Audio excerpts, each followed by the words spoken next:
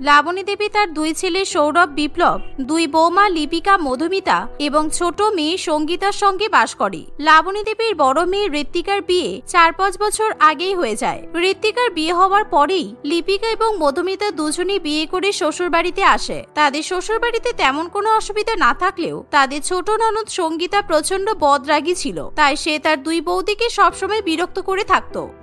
ইস, এগুলো কি সকাল সকাল এত অয়েলি পরোটা? আমি কিছুতেই এই তেল চপচপে আলুর পরোটা এখন খাবো না। এই যে বড় বৌদি, এখনই আমার জন্য গ্রিল ভেজ স্যান্ডউইচ বানিয়ে নিয়ে এসো, আমি স্যান্ডউইচ খাবো। কিন্তু সঙ্গীতা, এই আলু পরোটাতে তো বেশি তেল দেওয়া নেই। আমি তো খুব সামান্য বাটার দিয়ে এই আলু পরোটাগুলো ভেজেছি, আর বাড়ির সবার জন্য বেশি বেশি করে পরোটা বানিয়েছি। এখন তুমি পরোটা না খেলে এই পরোটাগুলো তো নষ্ট হবে বলো। শুধু শুধু খাবার নষ্ট করতে ভালো লাগে? এই শুনে সঙ্গীতা প্রচন্ড পরিমাণে রেগে যায়। ও আচ্ছা, তোমরা আমাকে এখন খাবারের খোটা দেওয়া শুরু করেছো? তোমরা কি মনে করেছো তোমরা আমাকে খাওয়া না দিলে আমার বুঝি খাওয়া হবে না? ভুলে যেও না, আমি কিন্তু চাকরি করি। আমি চাইলে এখন বাইরে থেকে স্যান্ডউইচ অর্ডার করে খেতে পারি, কারণ আমার কাছে টাকার অভাব নেই। তোমরা হয়তো ভাবছো তোমাদের স্বামীরা টাকা ইনকাম করে এই সংসার চালাচ্ছে বলে ননদকে যা দেবে ননদ মুখ বুঝে তাই খেয়ে নেবে, তাই তো? না না সঙ্গীতা, এ তুমি কি বলছো? আমরা এরকম ভাবে কিছু বলতে চাইছি না। আমরা শুধু খাবারটা নষ্ট যাতে না হয় সেই জন্যই তোমাকে বললাম। ও আচ্ছা, খাবার নষ্ট হওয়া নিয়ে তোমাদের খুব চিন্তা, তাই না? দাঁড়াও, আমি এখনই তোমাদেরকে মজা দেখাচ্ছি। তোমরা বড্ড বেশি বেড়েছো। মা তো তোমাদেরকে শায়েস্তা করতে পারছে না, তাই আমি তোমাদেরকে শায়েস্তা করব। এই বলে সঙ্গীতা টেবিলের উপর থেকে আলু পরোটাগুলো নিয়ে সরাসরি ডাস্টবিনের মধ্যে ফেলে দেয়। এই দেখে লিপিকা এবং মধুমিতা প্রচন্ড পরিমাণে অবাক হয়। নাও, আলু পরোটাগুলো আমি ইচ্ছা করে নষ্ট করে দিলাম, সবগুলোই আমি ডাস্টবিনে ফেলে দিলাম। এবার আমার জন্য গ্রিল ভেজ স্যান্ডউইচ বানিয়ে নিয়ে এসো। কি হলো, যাও, দাঁড়িয়ে আছো কেন এখানে? দেখো সঙ্গীতা, এতটা বদমেজাজি হওয়া কিন্তু ঠিক নয়। সবসময় এত মাথা গরম করলে চলবে? আর মা, আপনি বসে বসে এসব দেখছেন, আপনার মেয়েকে কিছু বলতে পারছেন না? আমি আর কি বলবো, আমার মেয়েটা ছোটবেলা থেকে এরকম রাগী। ও যখন যা বলে ওকে তখনই তাই করে দিতে হয়, তা না হলে এরকম উল্টোপাল্টা কাজ করে বসে। তোমাদেরকেও বলছি, ওর সঙ্গে তর্ক বিতর্ক করো না। ও যখন যা চাই সেটাই ওকে দিয়ে দেবে। তাছাড়া আজ বাদে কাল আমার মেয়েটা তো সেই শ্বশুর বাড়িতে চলেই যাবে। বড় মেয়েটার তো বিয়ে হয়েই গেছে। বাড়িতে একটা মাত্র তোমাদের ননদ আছে, তাতেও তোমাদের এত সমস্যা? শাশুড়ি মায়ের মুখে এমন কথা শুনি লিপিকা এবং মধুমিতার কিছু বলার থাকে না, তাই তারা সঙ্গীতার জন্য আবার স্যান্ডউইচ বানাতে চলে যায়। স্যান্ডউইচ বানাতে দেরি হলে সঙ্গীতা আবার চেঁচাতে শুরু করে। বাড়িতে দুটো বৌমা আছে, তবুও একটা স্যান্ডউইচ বানাতে এদের এত দেরি হচ্ছে। মা, আমার মনে হচ্ছে তোমার বৌমারা বাপের বাড়ি থেকে কিচ্ছু শিখে আসেনি, সেই জন্য একটা কাজও ঠিকঠাক ভাবে করতে পারে না। আমি আগেই অনলাইনে স্যান্ডউইচটা অর্ডার করে দিলেই বোধহয় ভালো হতো। সেই সময় তাড়াতাড়ি করে লিপিকা এবং মধুমিতা দুজনে স্যান্ডউইচ নিয়ে চলে আসে। শুধু স্যান্ডউইচ? স্যান্ডউইচের সঙ্গে গ্রিন চাটনি, রেড সস কিছুই তো নেই। তোমাদের কি এটাও বলে দিতে হবে? তোমরা জানো না শুধু স্যান্ডউইচ আমি খেতে পারি না? মা, আমার কিন্তু এবার প্রচন্ড রাগ হচ্ছে, আমি বলে দিলাম। তুমি রেগে যাচ্ছ কেন? গ্রিন চাটনি আর সস তো ফ্রিজেই রাখা আছে। এই মধুমিতা, যা তো তাড়াতাড়ি করে চাটনি আর সসটা নিয়ে আয় তো। থাক, আমার খাওয়ার মুড নেই আর। তোমরা দুজনে নড়তে চড়তে 12 মাস কাটিয়ে দিয়েছো। সবকিছুর তো একটা সিস্টেম আছে। তোমাদের চালচলন দেখে আমার খিদে শেষ হয়ে গেছে। আমি আর কিছুই খাবো না, আমি বাইরে থেকে খাবার খেয়ে নেব। এই স্যান্ডউইচগুলো এখান থেকে সরাও, না হলে কিন্তু এগুলো ডাস্টবিনে যাবে। এই বলে সঙ্গীতা রাগ দেখিয়ে বাড়ি থেকে বেরিয়ে পড়ে। সে প্রত্যেক দিনই খাবার খেতে বসে তার দুই বৌদিদের উপর এরকম ভাবেই রাগ দেখিয়ে থাকে। দুই বৌদির রান্না বান্না কিছুই যেন তার পছন্দ হয় না। এরকম ভাবেই কিছুদিন কাটে। একদিন সঙ্গীতা 6টার সময় তার দুই বৌদিকে ঘুম থেকে ডেকে তোলে। এই যে, তোমরা এখনো পর্যন্ত ঘুমাচ্ছ কেন? জানো না বাড়ির বৌদির সবসময় ভোরবেলা ঘুম থেকে উঠতে হয়? আজকে আমার কলেজে একটা বড় প্রোগ্রাম আছে। তোমরা দুজনে তাড়াতাড়ি আমাকে তৈরি করে দাও। একজন আমার মেকআপ করে দাও, আর একজন আমার হেয়ার স্টাইলটা করে দাও। তাড়াতাড়ি করো, আমি কিন্তু 9টার মধ্যে বেরিয়ে যাব। কিন্তু সঙ্গীতা, এখন আমরা দুজনে মিলে তোমাকে সাজাতে বসলে বাড়ির কাজকর্ম রান্নাবান্না কি করবে? তোমার দাদারাও তো আবার 9টার দিকে অফিসে যাবে। ওদেরকে খাবার খেতে দিতে হবে, ওদের টিফিন প্যাক করতে হবে। তুমি বরং মধুমিতাকে নিয়ে যাও, মধুমিতা তোমাকে সাজিয়ে দেবে, আর আমি বাড়ির কাজগুলো করে নিচ্ছি, কেমন? এই শুনে সঙ্গীতা প্রচন্ড পরিমাণে রেগে যায়। তোমাদের প্রবলেম কি বলো তো? শোনো, আমি কিন্তু না শুনতে পছন্দ করি না। আমি যখন যেই কাজটা বলবো তখন সেই মুহূর্তে সেই কাজটা হয়ে যায়। আমি বললাম না আজকে আমার তাড়া আছে? তোমরা দুজনে মিলে না সাজলে আমার তো দেরি হয়ে যাবে। দাদাদেরকে কিভাবে ম্যানেজ করবে তোমরা সেটা বুঝবে। এখন তাড়াতাড়ি আমাকে রেডি করো। কি বললাম শুনলে না? তাড়াতাড়ি করো, না হলে কিন্তু আমি এখনই সব ভাঙচুর করে দেবো বলে দিলাম। বাড়ির কোনো জিনিস আর আসতে থাকবে না। তখনই সেখানে সঙ্গীতার মা লাবণী দেবী চলে আসে। শান্ত হ সঙ্গীতা, শান্ত হ, মাথা গরম করিস না মা। আর কটা দিন তুই একটু কষ্ট কর। আমি তোর জন্য একটা অনেক ভালো সম্বন্ধ দেখেছি। কয়েক মাসের মধ্যেই আমি তোর বিয়ে দিয়ে দেব। তারপর শ্বশুর বাড়িতে গিয়ে তুই সুখে শান্তিতে থাকতে পারবি। তোর বৌদিরা তোকে আর কোনোভাবেই বিরক্ত করতে পারবে না। একদম ঠিক করেছো মা, একদম ঠিক করেছো। আমার সত্যি এই দুজনের মুখ দেখতে আর ইচ্ছা করছে না। সবসময় আমাকে জ্বালিয়ে মারছে। আমিও এবার এই বাড়ি থেকে বিদায় হতে পারলে বাঁচি। আচ্ছা মা, আমার বিয়ে কিন্তু অবশ্যই বড়লোক বাড়িতে দেবে, যাতে আমাকে ওখানে গিয়ে কোনো কাজ করতে না হয়, ঠিক আছে? হ্যাঁ রে মা, সে আর বলতে। আমি আমার মেয়েটাকে এত ভালোবাসা দিয়ে বড় করলাম, আমার মেয়েকে শ্বশুর বাড়িতে পাঠিয়ে কাজকর্ম করার জন্য। আমি এমন পরিবারে তোর বিয়ে দেব যেখানে গিয়ে তোকে কোনো কাজ করতে হবে না। এই শুনে সঙ্গীতা খুবই খুশি হয়। কিছুদিনের মধ্যেই সঙ্গীতার সঙ্গে শহরের এক বড় ব্যবসায়ী ছেলে রঞ্জনের বিয়ে ঠিক হয়। বড়লোক পরিবারে বিয়ে ঠিক হওয়ার জন্য সঙ্গীতা প্রচন্ড পরিমাণে খুশি হয়। এক মাসের মধ্যেই সঙ্গীতা রঞ্জনকে বিয়ে করে শ্বশুর বাড়িতে চলে যায়। বড়লোক শ্বশুর বাড়িতে গিয়ে সঙ্গীতা প্রচন্ড পরিমাণে খুশি হয়। আমি এখন শ্বশুর বাড়িতে এসে খুব খুশি। আমার ওই দুই শয়তান বৌদির মুখ আমাকে আর দেখতে হবে না। আমি ওদের হাত থেকে রক্ষা পেয়েছি। এবার আমি সবসময় আরামে দিন কাটাবো। আমাকে আর কেউ কোনোভাবে বিরক্ত করতে পারবে না। ঠিক তখনই সেখানে সঙ্গীতার একমাত্র ননদ কোয়েল চলে আসে। এই যে বৌদি, তুমি এখানে পায়ের উপর পা তুলে শুয়ে আছো কেন? এক সপ্তাহ হয়ে গেল আমাদের বাড়িতে এসেছো, এখনো পর্যন্ত বাড়ির কোনো কাজে তুমি হাত দিলে না। তবে আজকে থেকে বাড়ির সমস্ত কাজকর্ম রান্না বান্না কিন্তু তোমাকে করতে হবে। এখন যাও, আগে কাজগুলো করে নাও, তারপর আমাদের সবার জন্য খাবার বানাবে। নিজের ননদের মুখে এমন কথা শুনে সঙ্গীতা প্রচন্ড পরিমাণে অবাক হয়। এ কি বলছো কোয়েল? তোমাদের বাড়িতে তো অনেক চাকর বাকর আছে, তারা থাকতে আবার আমাকে কাজ করতে হবে কেন? আমি তো এই কদিন ধরেই দেখলাম ওরাই তো বাড়ির সমস্ত কাজকর্ম করছিল। হ্যাঁ, কিন্তু আমি ওদেরকে কাজ থেকে বের করে দিয়েছি। আগে বাড়িতে বউ ছিল না, কাজ করার মতো কেউ ছিল না বলে আমরা কাজের মেয়ে রেখেছিলাম। কিন্তু কাজের মেয়ের হাতের কোনো কাজকর্ম কিংবা কাজের মেয়ের হাতের রান্না বান্না আমার পছন্দ নয়। সেই কারণে আমি ওদেরকে তাড়িয়ে দিয়েছি। আর এই বাড়িতে আমি যা বলি সেটাই হয়। কেন? তুমি যা বলবে সেটাই হবে কেন? আমিও তো এই বাড়ির বউ। আমার কি এই বাড়িতে কোনো অধিকার নেই? আমি যখন বাপের বাড়িতে ছিলাম আমি কিন্তু বাড়ির কোনো কাজই করতাম না। আমার দুই বৌদি বাড়ির সমস্ত কাজকর্ম করত। আমি ওদেরকে উঠতে বসলে ওরা উঠতো, আর ওদেরকে বসতে বললে ওরা বসে পড়তো। আমার হুকুমেই সবসময় আমার বাড়িটা চলতো। আর আমি একেবারে রাজরানীর মতো থাকতাম। তাই আমি শ্বশুর বাড়িতেও কোনো কাজকর্ম করতে পারবো না। আচ্ছা তাই, তুমি হয়তো ভুলে যাচ্ছ, তুমি কিন্তু এখন এই বাড়ির বউ আর আমি তোমার ননদ। তাই এখন এই বাড়িতে সবকিছু তোমার ননদের কথা মতো হবে, ঠিক যেমন তোমার বাড়িতে হতো। কোয়েলের মুখে এমন কথা শুনে সঙ্গীতার আর কিছু বলার থাকে না। সে বুঝতে পারে শ্বশুর বাড়িতে এসে আরামে দিন কাটাতে সে পারবে না। সে মনে মনে তার ননদকে অনেক উল্টোপাল্টা কথা বলতে থাকে। সেদিন থেকে ধীরে ধীরে সঙ্গীতাকে তার সংসারের সমস্ত কাজকর্ম করতে হয়। আসলে কোয়েল প্রচন্ড পরিমাণে বদমেজাজি ছিল। বাড়ির একমাত্র মেয়ে হওয়ায় তাকে তার বাবা মা এবং দাদা খুবই ভালোবাসে। আর বাড়ির কেউ কখনো তার মুখের উপর কোনো কথাও বলে না। একদিন কোয়েল পাস্তা খাবে বললে সঙ্গীতা তার ননদের জন্য পাস্তা বানিয়ে নিয়ে এসে দেয়। এটা কি পাস্তা বানিয়েছো তুমি? জীবনে পাস্তা চোখে দেখেছো নাকি দেখোনি? এরকম গরিবদের মতো পাস্তা বানিয়েছো কেন? তুমি হয়তো ভুলে যাচ্ছ, এটা তোমার বাপের বাড়ি নয়, এটা তোমার বড়লোক শ্বশুর বাড়ি। আর বড়লোক বাড়িতে সম্পূর্ণ আলাদা রকম ভাবে পাস্তা বানানো হয়। যাও, আমার জন্য বড়লোকেদের মতো পাস্তা বানিয়ে নিয়ে এসো। দেখো কোয়েল, তুমি কিন্তু আমাকে এভাবে অপমান করতে পারো না। আমি কিন্তু নিজেও চাকরি করি, টাকার গরম আমাকে দেখাবে না। আর আমি আজকে থেকেই আমার চাকরি জয়েন করছি, তাই আমি আর বাড়ির কোনো কাজ করতে পারবো না। তোমরা কি করবে দেখে নাও। চাকরি? ওই তো মাত্র 20,000 টাকা মাহিনার চাকরি করো, তাতেই কি তুমি নিজেকে বিরাট কিছু মনে করছো? তোমাকে এবার ওই চাকরিটা ছেড়ে দিতে হবে। তুমি কিছুতেই আর ওই চাকরি করতে পারবে না। মানে আমি চাকরি করব কি করব না সেটা কি তুমি ঠিক করে দেবে? তুমি কে গো যে তোমার কথা শুনে চলতে হবে? আমার মেয়ে একদম ঠিক কথাই বলছে। তুমি আমাদের বাড়ির বউ হয়ে ওরকম 20,000 টাকা মাহিনার চাকরি করতে পারবে না, কারণ আমাদের বাড়ির তো একটা সম্মান আছে। আগে তুমি বাড়িতে যা করেছো, কিন্তু এখানে ওসব চলবে না। বৌদি, তবে বৌদি তুমি চিন্তা করো না, তোমার মাসে মাসে 20,000 টাকা লাগবে, তাই তো? আমি তার থেকেও বেশি টাকা তোমাকে প্রত্যেক মাসে হাত খরচ হিসেবে দেবো, কারণ আমার বাবার অগাধ টাকা, আর বাবার সমস্ত টাকা আমার অ্যাকাউন্টেই থাকে। আমি যখন যা বলবো সব কিন্তু তোমাকে করতে হবে, তবেই আমি তোমাকে টাকা দেবো, না হলে নয়। সঙ্গীতা কিছুতেই এরকম অপমান মেনে নিতে পারে না, কিন্তু সে তার ননদ এবং শাশুড়ি মায়ের বিরুদ্ধেও কোনো কথা বলতে পারে না। সে মুখ বুঝে প্রত্যেক দিন তার ননদের অত্যাচার এবং অপমান সহ্য করতে থাকে। এমন পরিস্থিতিতে সঙ্গীতার তার দুই বৌদির কথা প্রচন্ড পরিমাণে মনে পড়ে। বৌদিদের কথা মনে করে সঙ্গীতা খুবই কান্নাকাটি করতে থাকে। আর তখনই হঠাৎ করে সঙ্গীতা তার বৌদিদের গলার আওয়াজ শুনতে পায়। হ্যাঁ, আমরা সবাই খুব ভালো আছি। আসলে আমাদের ননদের কথা খুবই মনে পড়ছিল। সঙ্গীতা বিয়ে করে বাড়ি থেকে চলে আসার পর আমাদের বাড়িটা একেবারে ফাঁকা হয়ে গেছে। ও যখন আগে বাড়িতে থাকতো আমাদের বাড়িটাকে পুরো মাতিয়ে রাখতো, তাই আমরা কিছুদিনের জন্য সঙ্গীতাকে বাড়িতে নিয়ে যেতে এসেছি।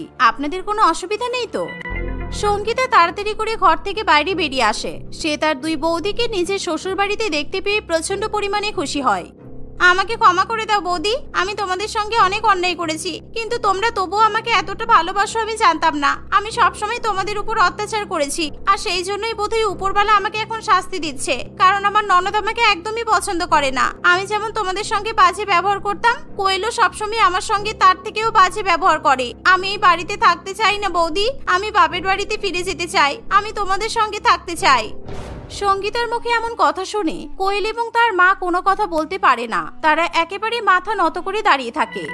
এরকম বলতে নেই সঙ্গীতা, তুমি নতুন নতুন বিয়ে করে এই বাড়িতে এসেছো তো, সবার সঙ্গে মানিয়ে নিতে তোমার একটু সময় লাগবে, তারপর দেখবে আস্তে আস্তে সব ঠিক হয়ে যাবে। এখন তুমি ব্যাগটা গুছিয়ে নাও তো, তুমি 1 মাস এখন আমাদের বাড়িতেই থাকবে। আর আপনাদের কাছে আমাদের অনুরোধ, দয়া করে আমাদের ননদকে আপনারা একটু ভালোবাসা দেবেন, কারণ আমরা কিছুতেই আমাদের ননদের চোখে কিন্তু জল দেখতে পারবো না।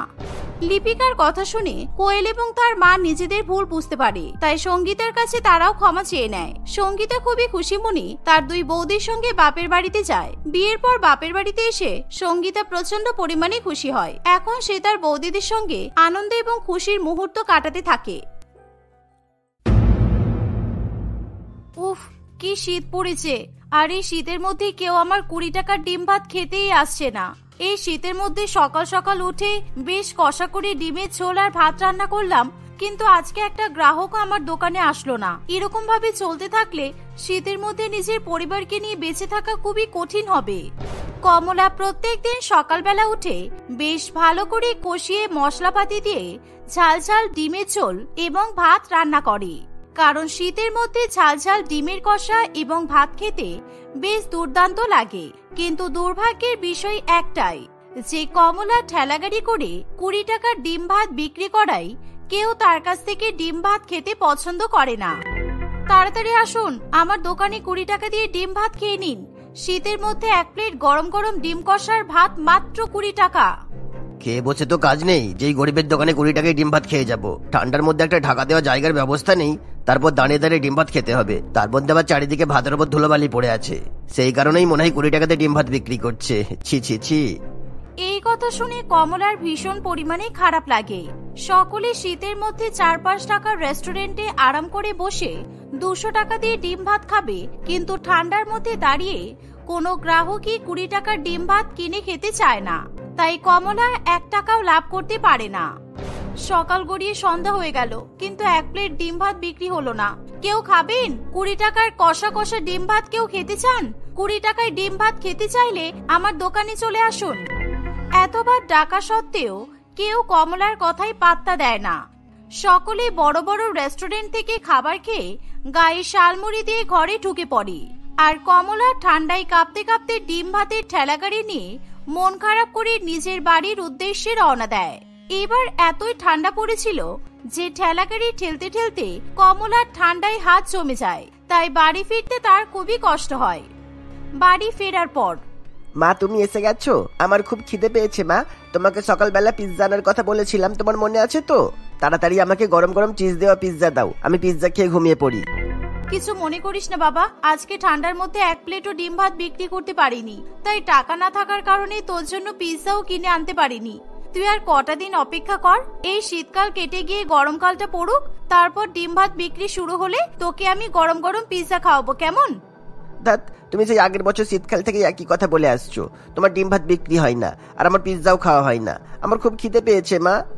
হ্যাঁ জানি বাবা, তোর খুব খিদে পেয়েছে, সেই কারণে দেখ ঠেলাগাড়ি করে কতগুলো ডিম কষা আর ভাত নিয়ে এসেছি। আজকেও আমরা সবাই মিলে গরম গরম ডিম কষা আর ভাত খাবো। প্রত্যেকদিন ঠেলাগাড়ির 20 টাকা ডিম কষা ভাত বিক্রি না হওয়ায় কমলা সেই ডিম কষা আর ভাত শ্বশুর বাড়ির লোকেদেরকে খাইয়ে দেয়। আর স্বাভাবিকভাবে প্রত্যেকদিন ডিম কষা আর ভাত খাওয়ার ফলে কারোরই পেটের অবস্থা ঠিক থাকে না, কিন্তু কমলার কোনো উপায় নেই। সে প্রত্যেকদিন গ্রাহকদের জন্য বাসি ডিম কষার ভাত নিয়ে যেতে পারে না, আর এতগুলো ডিম ফেলে দিতেও তার গায়ে লাগে। তাই তারা সকলে মিলে ভাগাভাগি করে ডিম কষার ভাত খেয়ে নেয়। কিন্তু আজকে তোতন কিছুতেই সেই ডিম কষা আর ভাত খেতে চায় না। আমি আজকে কিছুতেই ডিম কষা খাবো না। গোটা ডিসেম্বর আর জানুয়ারি মাস ধরে শীতের মধ্যে সকলেই কড়াইশুটির কচুরি খাচ্ছে, মটন কষাও খাচ্ছে, কতজন তো পুলি পিঠে পাটি সাপটাও খাচ্ছে, আর আমরা পড়ে পড়ে তোমার এই 20 টাকার ডিম কষা আর ভাত খাচ্ছি। তুমি খাও ডিম কষা, আমি শুয়ে পড়লাম। বাবা, তুই আমার উপরে এত রাগ করিস না। শীতের মধ্যে যদি রোজ ডিম খাস তাহলে শরীর গরম থাকবে আর শরীরে কোনো রোগও হবে না। কমলার এই কথা শুনে তার শাশুড়ি মা লতা দেবী কম্বলের ভেতর থেকে বেরিয়ে আসে। তুমি একথা বলছো বৌমা? প্রত্যেকদিন এই ডিম ভাত খেয়ে খেয়ে আমার শরীর আগের থেকে অনেক খারাপ হয়ে গেছে। আমার নাতনিটাকে অন্তত আর ভুল বুঝিও না তুমি। আজকে যখন ও খেতে চাইছে না, তাহলে ওকে আর ডিম ভাত খাওয়ানোর জন্য জোর করতে হবে না। আয় তোতন, আমার কাছে শুবি আয়। তোতন তার ঠাকুমার কাছে গিয়ে শুয়ে পড়ে। কমলার শাশুড়ি মা বয়স্ক, তাই লতা দেবীর রোজ রোজ ডিম কষা খাওয়ার ফলে পেটের অবস্থা ঠিক থাকে না, কারণ এমনিতেই ওনার বয়স হয়েছে। ডাক্তার হাই প্রেশার এবং সুগারের কারণে তাকে তেল মশলা জাতীয় জিনিস খেতেও বারণ করেছে। কিন্তু তবুও বৌমার টাকা অপচয় হবে বলে সে কষ্ট করে হলেও ডিম কষা আর ভাত খেয়ে নেয়। আসলে দারিদ্রতা যখন মাথা চাড়া দিয়ে ওঠে তখন মানুষের রোগও আবছা হয়ে আসে। সকলের এত কষ্ট দেখে কমলার চোখ দিয়ে জল বেরিয়ে আসে। আমি আর আমার পরিবারের কষ্ট সহ্য করতে পারছি না ঈশ্বর। একদিনও আমার 20 টাকার ডিম কষার ভাত বিক্রি হচ্ছে না। এই ডিমগুলো যদি আমি ফেলে দিয়ে নষ্ট করি তাহলে আমার সংসার কি করে চলবে? ইতিমধ্যে কমলার স্বামী রতন বাঁশের কারখানা থেকে কাজ করে ঠান্ডায় কাঁপতে কাঁপতে বাড়িতে ফিরে আসে। রতন এবং কমলা দুজনে মিলে ডিম কষা এবং ভাত খেয়ে ঘুমিয়ে পড়ে। পরের দিন সকালবেলা ঘুম থেকে উঠে আবার ভয়ঙ্কর শীতের মধ্যে কমলা 20 টাকার ডিম কষার ভাতের ঠেলাগাড়ি নিয়ে রাস্তায় বেরিয়ে পড়ে। সেদিন দুপুরবেলা সে রাস্তার কোনায় দাঁড়িয়ে ডিম কষার ভাত বিক্রি করছিল। এমন সময়, ওহ, আজকে খুব খিদে পেয়েছে। অঙ্কের মাস্টার মশাই সারা দুপুর ধরে টিউশন পড়ালো, কিন্তু দুমুঠো ভাত খেতে দিল না। আর আজকেই মাকে মামার বাড়িতে যেতে হলো। বাড়িতে ভাত রান্না করে দেওয়ার মতো কেউ নেই। আমি এবার কি খাই? ব্যাগে তো মাত্র 20 টাকাই পড়ে আছে। আর এই 20 টাকা দিয়ে কোনো বড় রেস্টুরেন্টে কোনো খাবারও তো পাওয়া যাবে না। ঠিক এমন সময় তিতলি কমলার ডিম ভাতের ঠেলাগাড়ি দেখতে পায়। ঠেলাগাড়িতে রাখা বেশ বড় বড় ডিমের কষা এবং ধোয়া ওঠা ভাত দেখে তিতলির ভীষণ পরিমাণে লোভ হয়। তাই সে পকেট থেকে 20 টাকা বের করে তাড়াতাড়ি ঠেলাগাড়ির দিকে দৌড়ে যায়। ও দিদি, ডিম কষার ভাত হবে গো। আমার ভীষণ খিদে পেয়েছে। আমি না হেঁটে হেঁটে বাড়ি যেতেও পারছি না। আমাকে 1 প্লেট গরম গরম ডিম কষার ভাত দাও না। আর এই 1 প্লেট ডিম কষার ভাত কত গো? 1 প্লেট ডিম কষার ভাত 20 টাকা।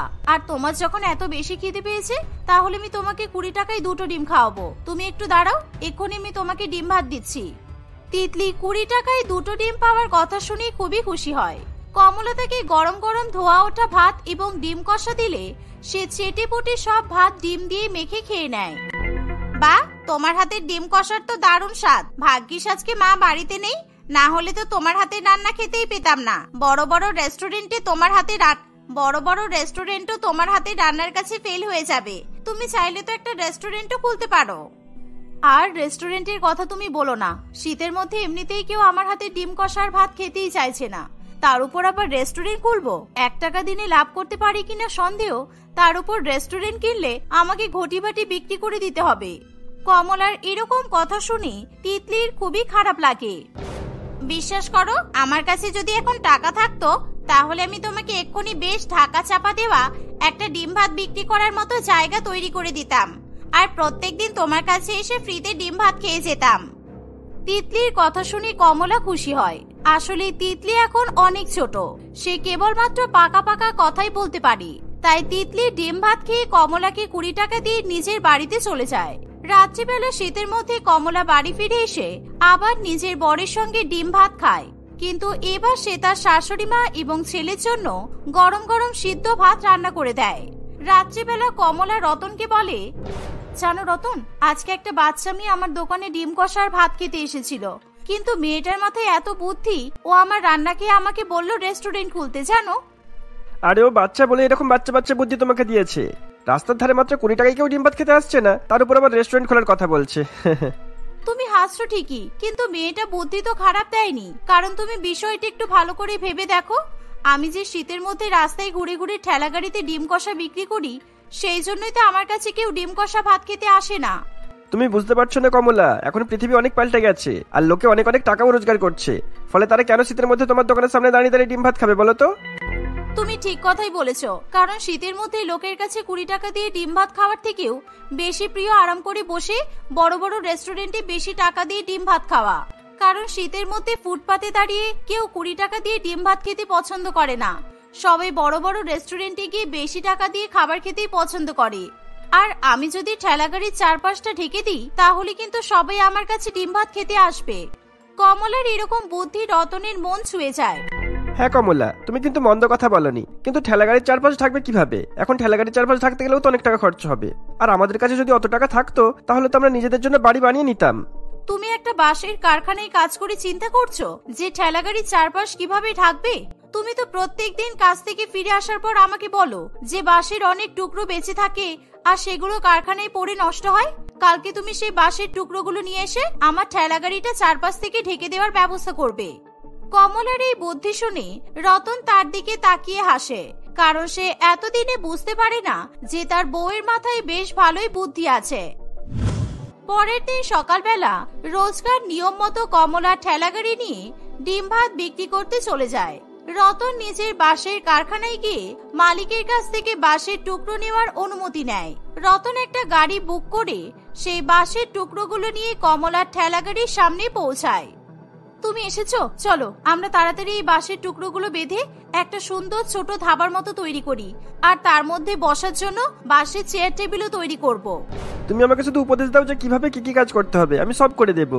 আর এমন ভাবে বাঁশের ধাবা বানিয়ে দেবো যে ঝড় আসলেও তোমার 20 টাকার ডিম ভাত বিক্রি করা বন্ধ হবে না। ঠিক আছে ঠিক আছে। তারা দুজনে মিলে বাঁশের টুকরো জড়ো করে ঠেলাগাড়ির চারপাশ ঢেকে দিয়ে খুব সুন্দর একটা ছোট্ট ধাবার মতো তৈরি করে। তার উপর কমলা বোর্ড টানিয়ে লিখে দেয় যে এখানে 20 টাকার ডিম ভাত পাওয়া যায়। এরকম নতুন ধরনের 20 টাকার ডিম ভাত বিক্রি করা দেখে পথ চলতি সকলেই ভীষণ পরিমাণে আকর্ষিত হয়। তাই তারা সবাই বড় বড় রেস্টুরেন্টের খাবার ছেড়ে সেই 20 টাকার ডিম ভাতের দিকেই ছুটে আসে।